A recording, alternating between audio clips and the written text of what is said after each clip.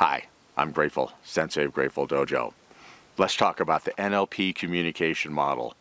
I love this part of NLP. The reason being is it so clearly lets me see what NLP is about.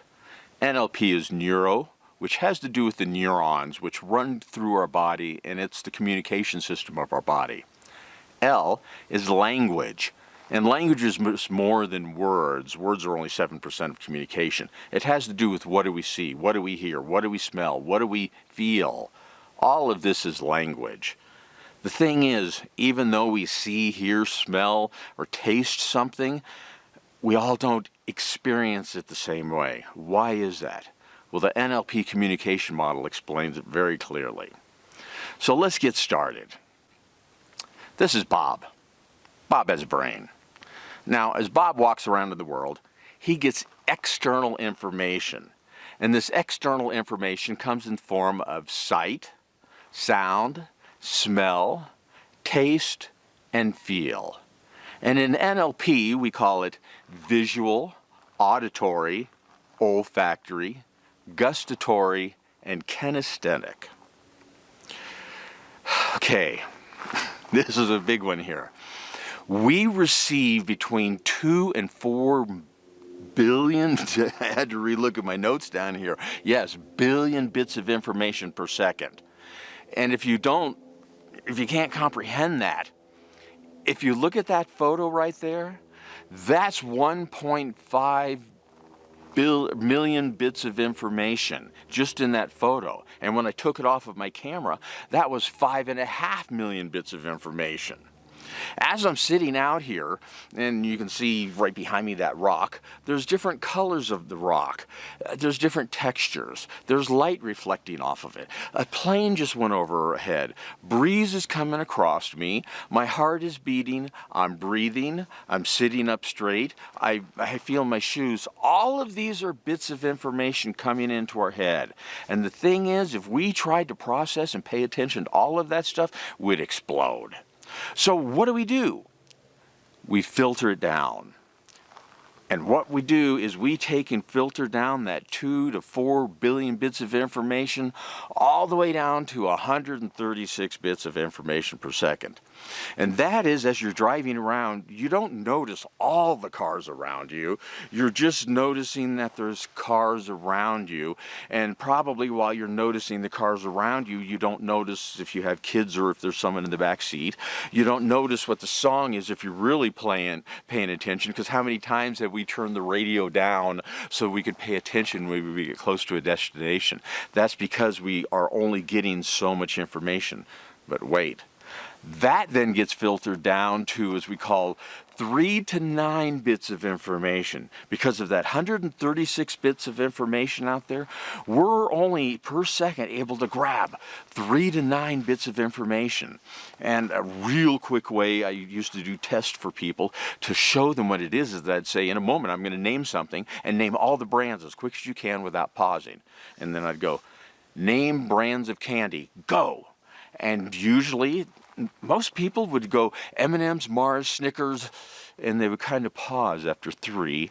Or if they're really good, I've never had anyone get past 8 without a slight pause. Your zip code, 95608, 5 digits, right in the middle. A phone number, 7. That's pretty easy to remember.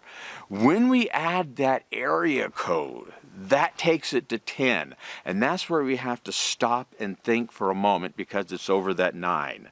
Yeah, that bottom filter is 3 to 9 bits of information per second, from 2 to 4 billion bits of information. Okay, so filter it. What do we mean? How do we filter this stuff? What we do is we delete information. How many times have you said something to someone and they only hear certain parts of it? That's because they're deleting out things they don't really want to listen to and only taking in the certain things. We distort information. Right off the bat is, I caught a fish 2.5 feet long, when it was only really a foot long. distortion, that's an exaggeration, but there's other things that we exaggerate of how painful something is, how big something is, how much we love something. We distort it. And then there's generalizing. How many times have we generalized things? Everybody believes this and nobody thinks that way. Those people, everybody thinks that way? Nobody does that? And those people? That's generalization. And the reason that we do this is all of those things there. What you need to know is all of these things: time, space, language, memories, decisions, meta patterns, which means we put things into categories, our values, our beliefs, and our attitude towards things. All of these individual things come into play if we see a car wreck in front of us.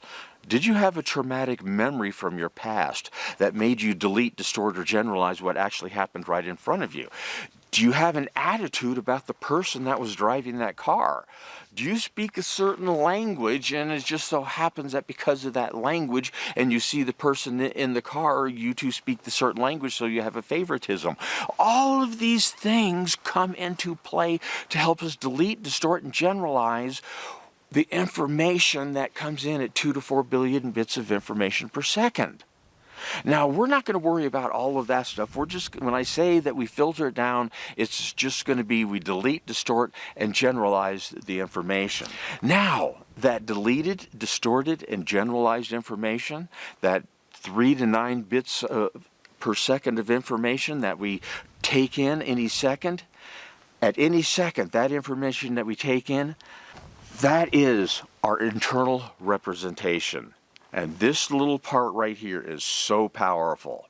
What that means is everything in the world that we have filtered down, our own self, that is our internal representation of how we see the world. And you must understand that nobody's filters are the same.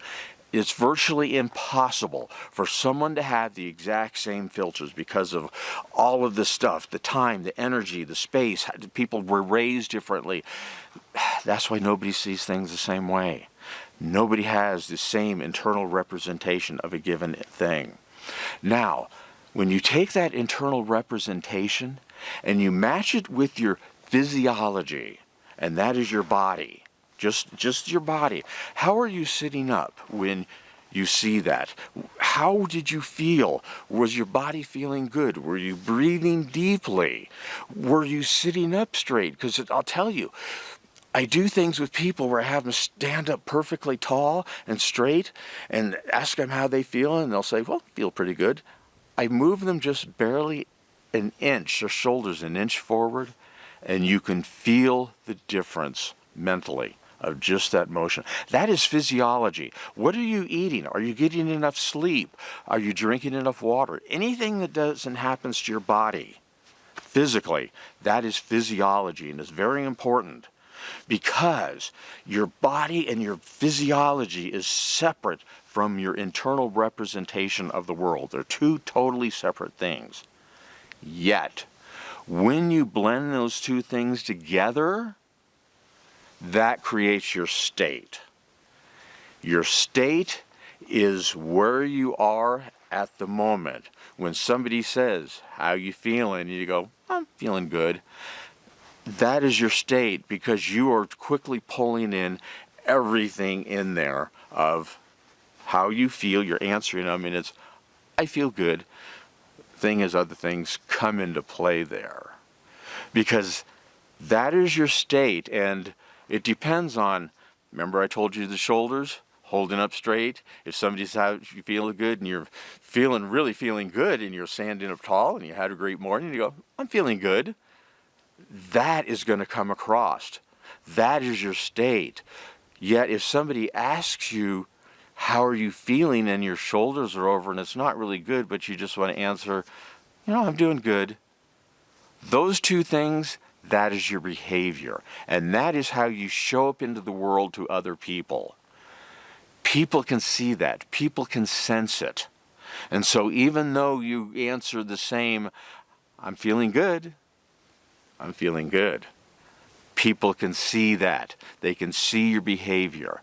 And this is so very important to get and understand that your behavior, how you show up in the world, it's going to be a representation of your state, which is made up of your internal representation and your physiology. The thing to remember is, change can happen in a moment. If somebody says, "How are you doing?" and you respond, "I'm doing good." Maybe even looking down as they do it. All you need to do is, "I'm doing good." And it changes everything.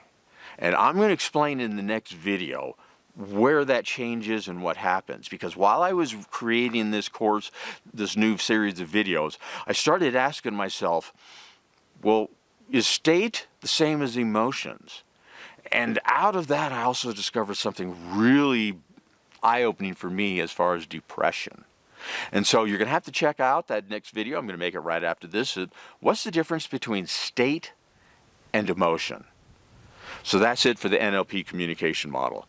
I'd advise you to go through and watch this a few times. If you have any questions, go ahead and ask them in the Grateful Dojo. I'd be more than happy to answer them. And maybe, who knows, maybe I'll learn something new from your question.